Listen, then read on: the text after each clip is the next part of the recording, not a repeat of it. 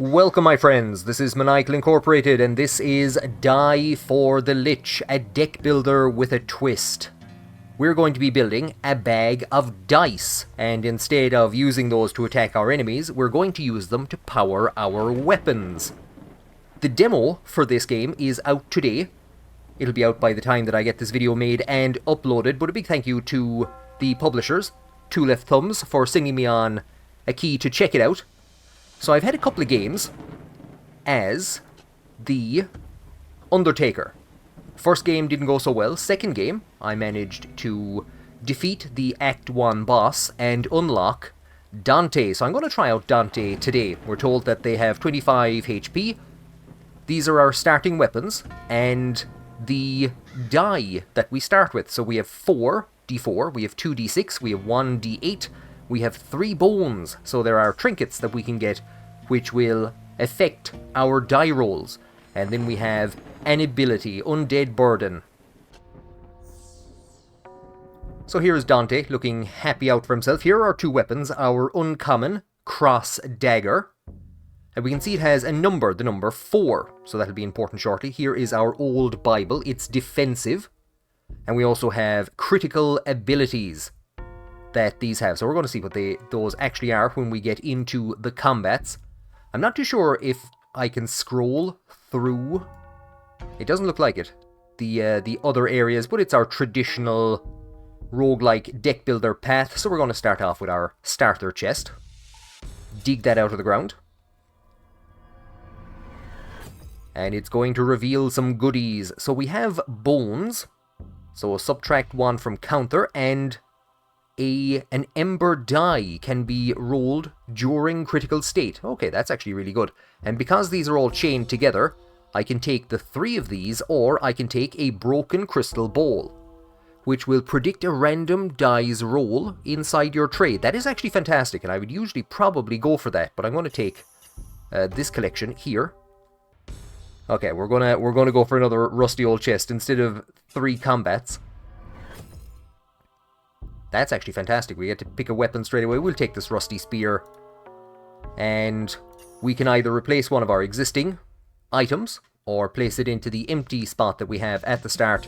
Right, we will actually get into a combat. We're up against a skelly with a pitchfork. And he has bones. So here's Dante. Here are the die that we have rolled. So 2 4s, or we have 2 4s to roll. We have a d6 to roll, and we have some bones. I'm going to start off with my cross dagger. So we select this. This is the weapon that we're going to attack with. It requires a 4 to enter the critical state. We're going to roll die, and as long as we do not go over 4, we're happy. If we go over 4, it's a bit like blackjack. We bust and we can't use that weapon. Well, we actually can, but we lose all the die. So we don't want to roll more than a 4. So rolling the d6 might be a bad idea. If we can get a 1, 2, or a 3, we can do that much damage to the skelly. If we get a 4, we enter the critical state. And in this case, it would create a bone and roll it. So we have some bones here, which would add a 1 to the counter. So optimizing your path to the critical state for any of your items. So here we would draw from the discard bag, which we don't have at the moment. And this would add -5 to the counter, which probably isn't great. I have to see how that one actually works. But some of these items have absolutely tremendous critical states. Okay, let's actually get some work done. We will roll a d4. It gives us a 1. That's not fantastic. We'll roll another. So, we have a failed roll. Oh no. And I don't have anything that will subtract. Right, that's been a disaster. So, I thought, you know what, we'll just demo that straight off the bat to show you how it works. And then we'll demo a crit. So we get a 4, it rolls this trinket for the 1. We're going to have to attack. So we do that by selecting the skeleton. That item goes away, it's now finished. We're going to use the Bible. We're going to add 1, and add 1. So it'll give us 3. Because the Bible is a defensive item, we play it on ourselves for 3 defense. He's going to attack us for 4, so we're going to lose 1. We have nothing that we can do with the rusty spear. We end our turn. So there you go. In one turn, I've managed to show off all the major mechanics of the game. Absolutely fantastic. Right, what do we have? So we have the Ember die, can be rolled during the critical state. You'll see that once we reach the critical state, the items will start kind of shaking, and you can add some of your die. So we can actually roll this d6. If we can get a 4 with this cross dagger, if we can get a 4 or a 3, okay, never mind. So if I could have gotten a 3, we could have added the bone. I'm gonna attack with that. We're going to play this rusty spear. We have a d8, so that'll hopefully give us something big. I'm going to risk this 6. That's not great. We will hit him. I do sometimes forget where you're actually supposed to click. We'll play the old Bible. We'll get the Ember die out, and that will give us 5 defense against the 6 incoming. So this guy is doing some hefty hits. If all goes well, we should take him out on this round. Give me a 3 or a 2. Give me something better than a 1. Okay, not perfect, but we roll, we roll. We enter the critical state, which now allows us to roll this die. Generally, you can't roll die during the critical state. You can roll trinkets, so that'll add a 1. And we'll roll this. And it gives us 10, which will easily wipe him out. At the end of each combat, we get a chest that we can choose from. So we have coins. These add 1 to the counter. So in combat, they will show up in your tray and you can roll them. Well, they'll just automatically add a 1. These are also the currency that are used to buy new dice and to buy new trinkets at the shops. So this is an incredibly interesting mechanic where it's usable both in combat, but it's also the main currency of the game. The other one that we have is the lucky die, which will always roll exactly what is needed. I quite like these ones, so I'm going to take them. We'll wander into our next combat against a pupper who is only dealing 1 attack. We have our 10 straight off the bat, so what we can do is the rusty spear will minus 5 to the counter. I'm not too sure I like that. But what we can do is roll this. It's going to roll as high as humanly possible. It's going to give us a 10, because that's what we need in this case. And there you go. 1 shot. Easy peas.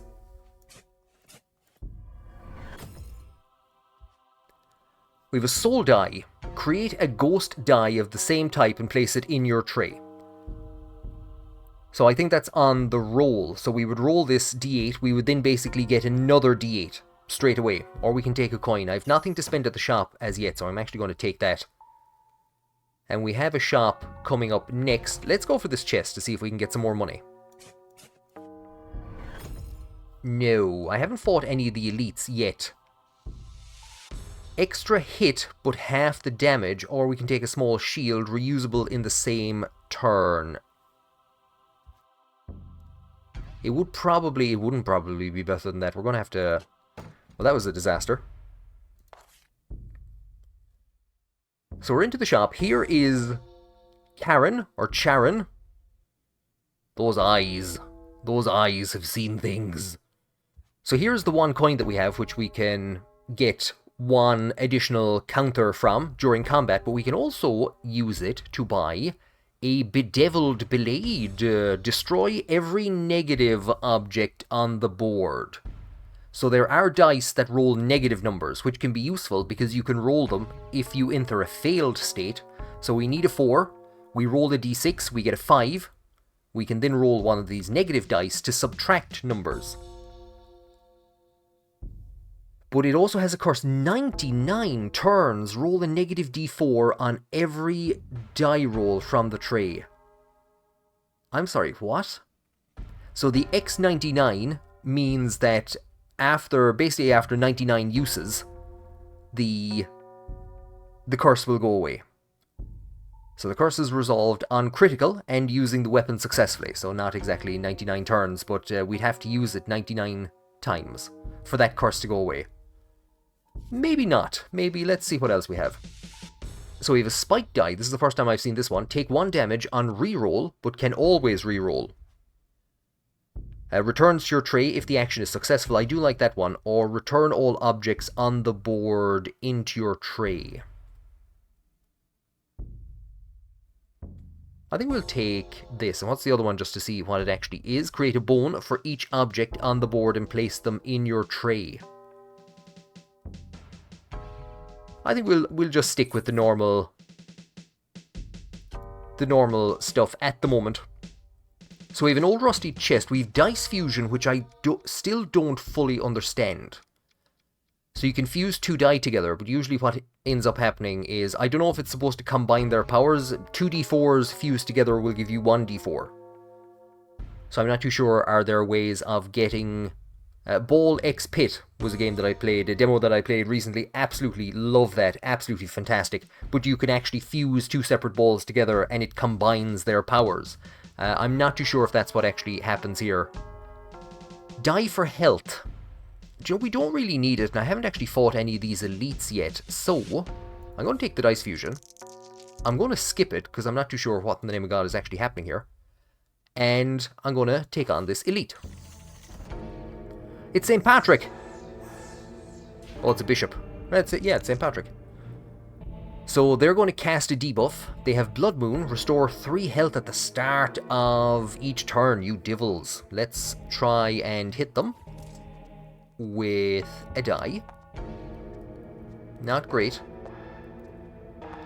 So that'll give us the crit state, which doesn't do a huge heap. It creates a bone and rolls it, which is an automatic 1. So we'll hit him for that.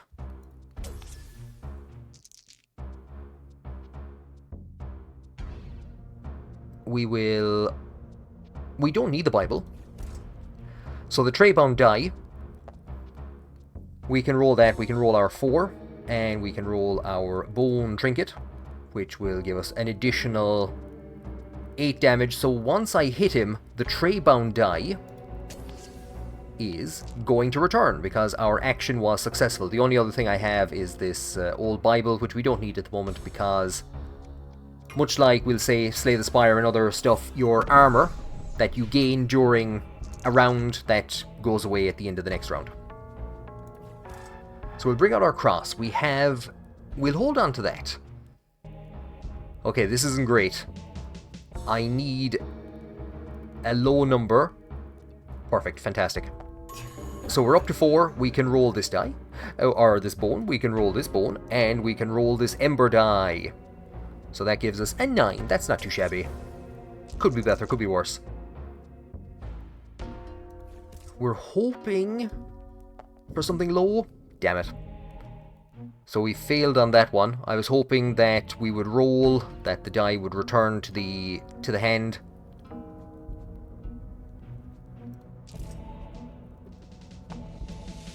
And now you give me a low number on an 8. Fantastic, thanks, that's great. That's great. Might as well, actually. A grand total of 1 armor against the 4 damage coming in. So he gains 3. We can hit him straight off for 10.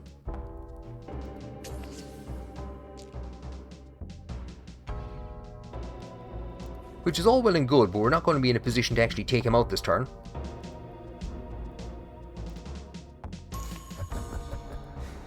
So for this one, we can draw once from the discard bag, which brings us back that 10. That is fantastic. So that is on us. We can play our cross. It could be a 10. There's actually a very high chance we're going to roll over a 4. This might be a terrible idea. We will roll the lucky die. What? We rolled a 4 exactly? How handy. And we actually have enough to take him out. So we have lucky die that will roll exactly what you need. We have negative die that will roll negative numbers that you can use to bring you out of a fail state. We have die that will return to the tray after they've been used. We have the ghost die, which basically creates copies of themselves. And there's also one that we haven't seen, is a die that will allow you, it will show you the roll of a random die. So if we roll a predict die and we have a d4 in the tray, it will show us rolling this d4 will give you a 3. And there are some really interesting combinations of die, not really combos for dealing damage, but for manipulating the counter. Now on our level up we gain an ability which is going to go here. So we have Undead Burden, bones are positive values, and Bones Explosion. So we've 1 stack left. At the end of your turn, take 3 damage for each bone in your tray. That's not great. So star buttons, draw an extra object from your bag at the start of your turn, or Halo, at the end of battle gain 1 HP. If you're at full health, gain 1 max HP instead. Draw an extra object, go on. And what's really cool about these items is they actually impact your avatar. So there he is, there's his little star buttons.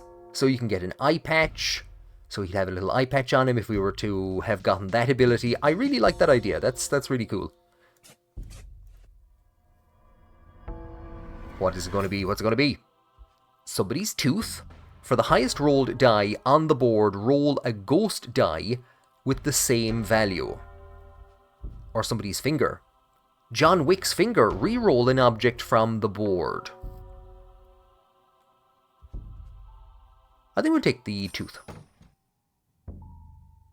So, in your Slay the Spires and in your traditional deck builders, these items would probably go across the top of the screen, and they would always be of use. Here, however, you have to actually bring them out and be in a position to roll them.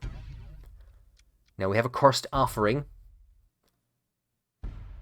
I think we'll take the Rusty Chest. We want to try and get as many good die as possible.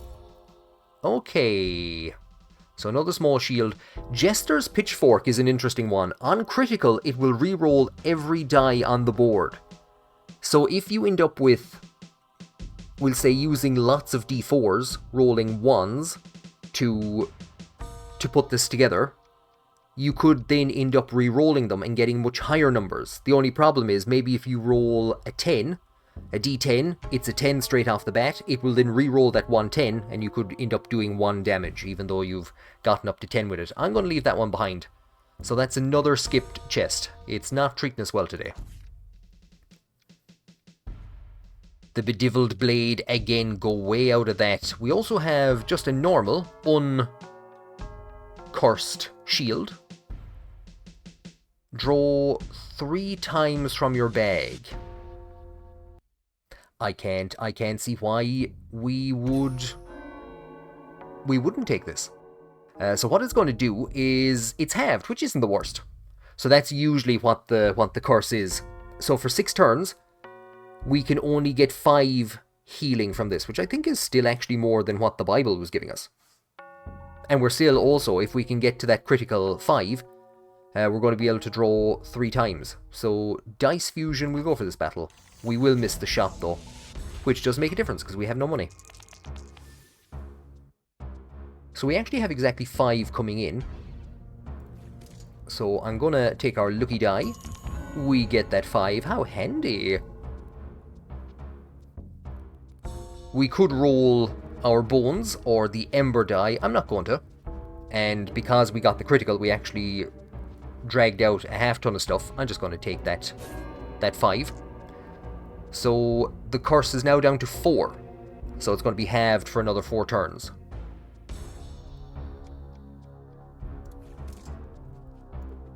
Give me something big. Okay, that's not great.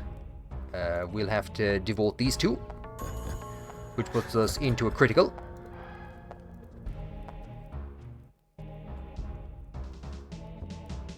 Aggro can only target this enemy. Well, that doesn't give me much of a decision. I was going to target the Black Shook, but we'll have to devote ourselves to the Gargoyle. And we still have the Rusty Spear. Not gonna do great with this one, but whatever.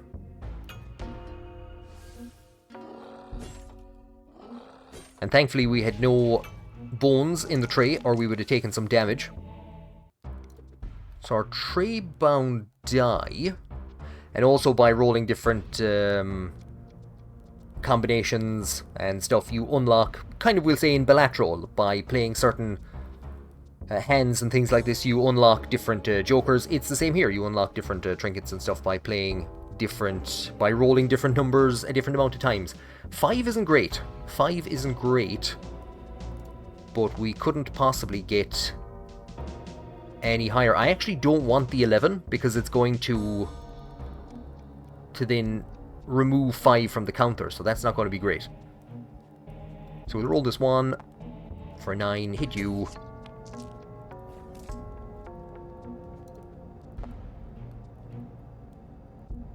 I'm going to have to take that. And then hope that we get at least a 2. Give me a 2. God damn it. What's the chances we're going to roll really low? Give me a 1. Devil. I could have actually tried again with the other 8. I didn't actually think about that. It doesn't lock the weapon, it just locks the die that were used. So I could have actually reused that there. So we have a 2. We'll start off, get rid of you. The dog is coming at us for a 5. That is the problem. The dog becomes more and more powerful as time goes on. For the highest rolled die on the board, roll a ghost die with the same value. So we'll roll this 8. If it gives us something low, that wouldn't be great to re-roll that.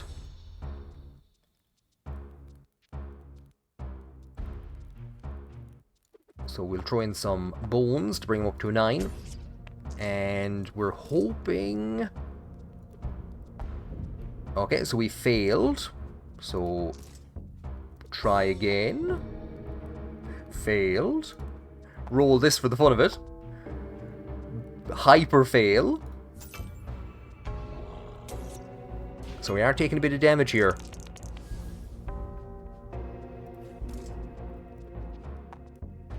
Most likely we'll be able to take the pupper out. Just about.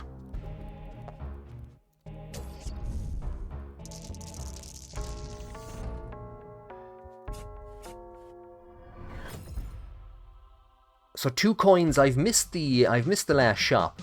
So we can get to that shop one way or another. We do have die for health, so what we might as well do, because I am dying for some health at the moment, we might as well take that dice and hope that we can make it through. This is going to be a tough one. This is going to be a tough one. And we didn't get a huge amount of curses knocked off of this thing, which is the pity.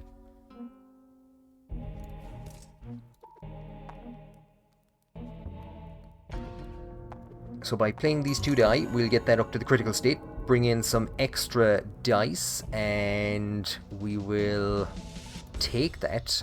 The only problem is they're coming at me for 11, so that's going to deal substantially more than we have. This will give me 10. I think it's the best thing to do. And...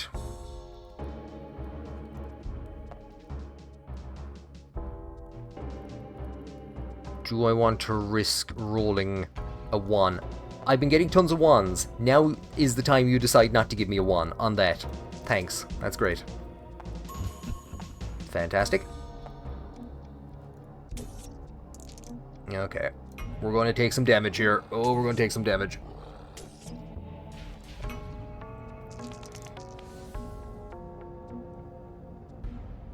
I'm not entirely sure I can actually survive this turn. We will roll that. I'm not going to be able to use the ghost tooth. A 4 would be fantastic. There we go.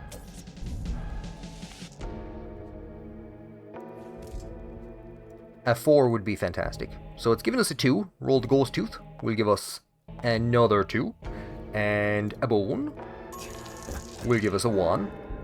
Draws out a ton of things. So now we have knocked the curse off of the shield. And now in future we can get up to 10 defense. So we'll take that. Get our 4. Roll these 2 and start doing some bit of damage to him.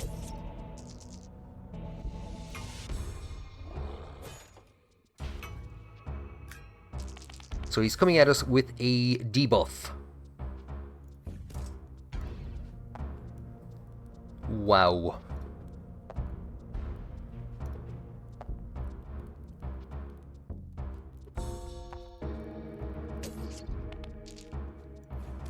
A 1. Thanks for that.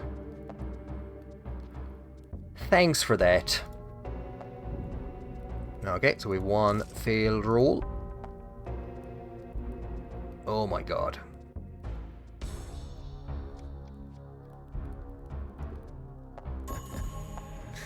Okay, it's a critical, but that's the dice that we would have used to roll. It's enough to finish him off anyway, so... Right, we're a bit low on health coming towards the end. We had a couple of bad chests, which didn't actually give us anything productive. Ghost Mark. Oh, hi, Ghost Mark. Create a Ghost D4 in your tray when you hurt an enemy. Eye patch. You can reroll 1s on the board.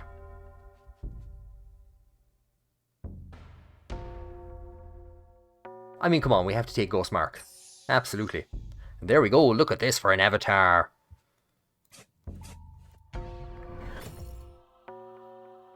So our coins, you see, these would give us +1s. But it's a lucky die. Come on, we'll have to take the lucky die. And I think we will gain as much health as we spend. So I'm actually going to spend this tray-bound die. We'll sacrifice it.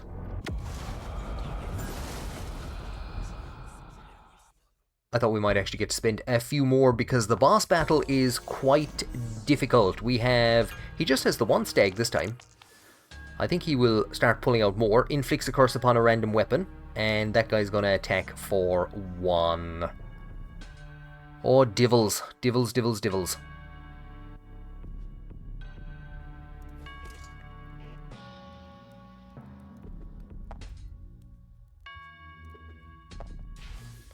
That's giving us a 7. So he becomes more powerful every time you roll a 1. A D4, I should say, actually.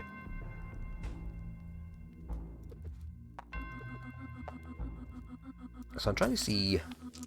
We might just have enough. If this gives me a 1. That's not a 1. And we've made this guy very powerful now. Which is our kind of problem. I'd be... We're not going to be in a position... I could try and roll that 8 to try and hit him. I'm going to have to put this in. That would be enough to guard us. And go on, sure. We'll bring this out. Give me a 4. Damn you to hell.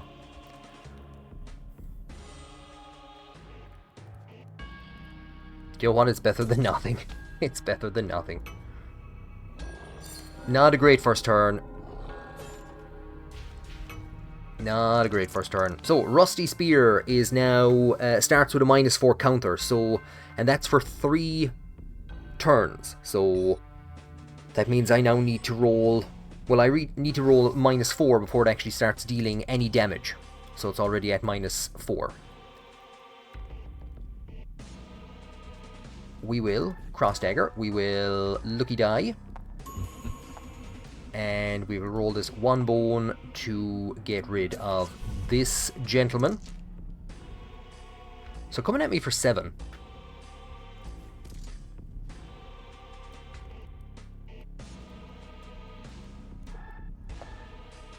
Oh, that is absolutely atrocious. I could get that to a 9. We'll get it to the 9, but I would rather try to get the 10. We'll make sure that we can defend ourselves. And let's see what we can do with this thing. So we roll very bad. We roll even worse. Wow.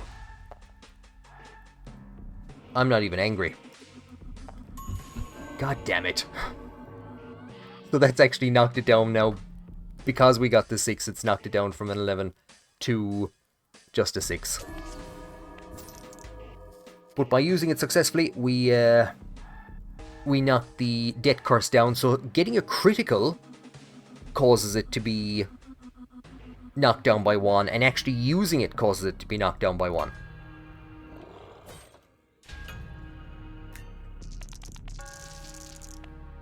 So this devil is going to start defending himself.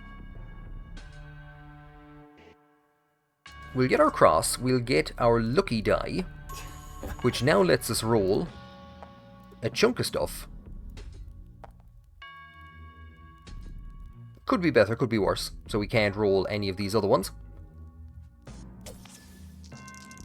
And we might as well go with our crusty spear.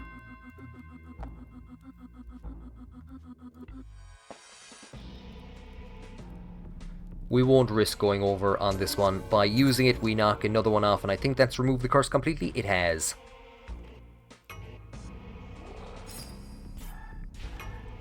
Oh, 11.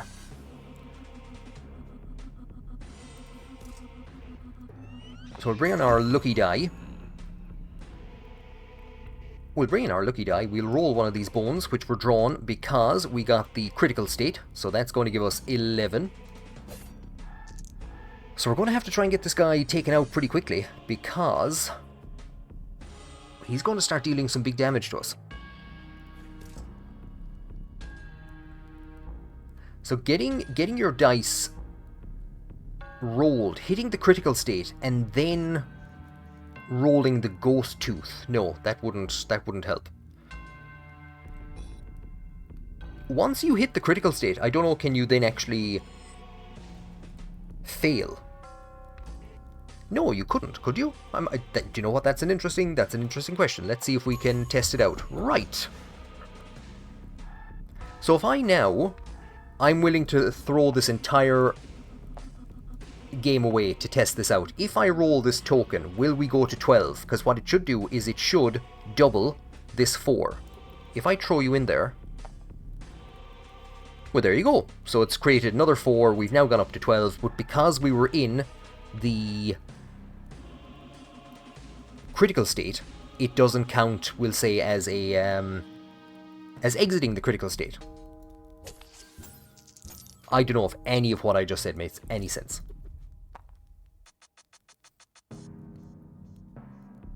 Will we take the 8? We will. Go on.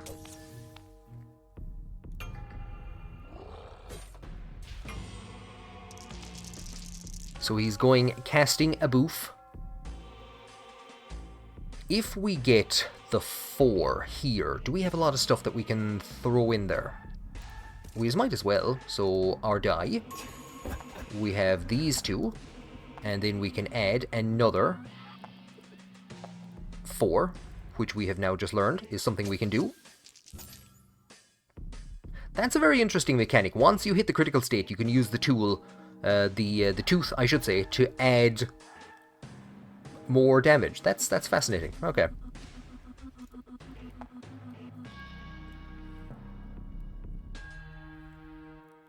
I think we're going to have to...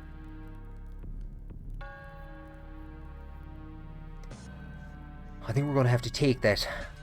If I get a 4 with this, it's going to knock us down to 6. If I get a 3, it will knock him to 14. Go on. Oh, fantastic. Perfect. Couldn't have gone better. Because I think we can, if we are very lucky, take him out on the next turn.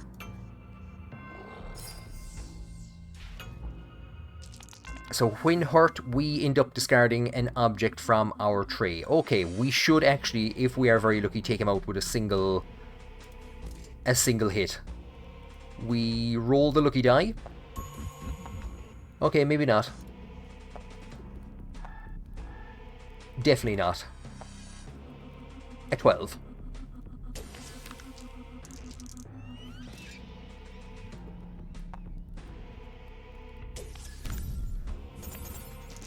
And we managed to take him out. I did not think we were going to. I thought we didn't have the HP to take him out there at the end. I was a bit worried going into the final round, but discovering that absolutely elite strategy of ripping out your own teeth and throwing them at the enemy, that's what carried us at the end. So every once in a while you saw little pop-ups. By rolling X, Y, and Z, you've unlocked this, that, and the other thing. What we've unlocked, some of the things we've unlocked. Bone die. Create bones equal to the result. Hell's bells. Create bones equal... So, if you roll, like, 9, you get 9 bones. Is that what you're saying? So bones generally subtract 1 from the counter, but for Dante, they actually add 1. So that was our skill with Dante. So for other characters, you might choose to take bones the way you can decrease the counter for a variety of different reasons. So there, with the rusty spear, if we got an 11, we might have wanted to use the bones to knock it down. Actually, no, we couldn't, because that would put us into the critical state. And as we just learned, you can't exit the critical state. But there are other reasons why you might want to do that. Generally, if you fail, so we need a 4 for the cross dagger, we roll a 5, then a bone brings us back down to 4. Tray bound die, D10, so I had a tray bound D8, and I think some D4s, I'm not too sure. Leather die. I haven't actually drawn or used any of these yet. So draw once from your bag. So when you roll it, you basically end up drawing something else from your bag of die. We have another bone die, a D12. There's an achievement for getting a D20 and rolling a 20 with it. I have not yet seen a D20. So we have the soul die, and we have another soul die, a D12 with the soul die, and an ember die. So these ones are fantastic. You can roll them once you've entered the critical state. So that's Die for the Lich, which is still in development, out today. The demo is out today. I've had tremendous fun with this. My very first run took me a while to get to grips with what was actually going on. There's also the daily runs. I haven't actually tried those yet, and there are going to be at least 6 total characters. So these 2 are unlockable through the demo, and then we have 4 more. So we have the Undertaker, who has no abilities, and then we have Dante, who reverses the value of bones, and then we have our collection, which shows all of the various things that we can actually pick up. So there's the cross dagger that we were using today. So the shovel is the Undertaker's chosen weapon. So when you get into the critical state, you can roll 1d4, and their defensive weapon is this simple coffin shield. So if you can get to a 4 with it, you automatically add 2, so it becomes a 6. And we've seen some of the weapons which were cursed. So the ghost shield is fantastic, duplicates all dice on the board as ghost die and places them in your tray. So how many ever dice it takes to get to that 9, it then basically doubles them, and you can use them with other things. So there's a lot of thought that goes into which weapon to use first. So we'll say in this case, using this shield first of all could give you additional die that could be used for powering up your weapons. There's some really interesting mechanics and combos, not necessarily in actually dealing damage, but in the way that you combine the dice together and get them to do various different stuff. So I was really impressed by this. I'm always interested in deck builders with innovative mechanics, and this has been an interesting one where they've thrown away the entire deck and replaced it with a bag of dice. And as a D&D player, who doesn't love a good bag of dice? Die for the Lich. The demo is out today. Go and check it out. Let me know how you get on with, I think it's Anku, the dude at the end. There's a couple of achievements for the demo for defeating Anku and defeating him in different ways. Let me know if you get that achievement for getting a D20 and rolling a 20 with it. Thank you very much for joining me, and I will talk to you all later on.